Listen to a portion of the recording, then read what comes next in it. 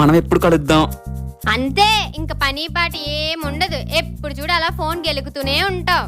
అబ్బా నువ్వు అసలు ఫోన్ పట్టుకోవు మరి. అలే ఏదో మొహం వేసుకొని. అమ్మా ఏది నుండి ధర్మం చేయండి అమ్మా. ఇప్పుడేం లేవు బాబు, ఆల్రెడీ ఇంట్లో ఒక దాన్ని పెంచుతున్నావు, దాన్నే మేపలేకపోతున్నావు. నువ్వు పక్కింటికి వెళ్ళు. సరే. అవునవును, నువ్వు పెట్టిందే ఎక్కువ అయిపోయింది. ₹10 పెట్టి చాక్లెట్ కొనివ్వలేవు కానీ కబుర్లు చెప్తున్నావు.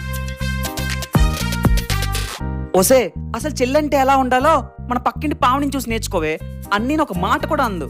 దానికి వాళ్ళ అన్నయ్య ఐఫోన్ గిఫ్ట్ గా కొనిచ్చాడు, కానీ నువ్వు ₹10 ఐస్ క్రీమ్ కూడా కొనివ్వలేదు.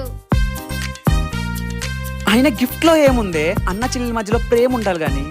నీ ఫేస్ కి సూట్ అయ్యే మాటలు మాట్లాడరా పకోడీ. అయినా దీంతో పడలేకపోతున్నాను రా బాబు. ఛే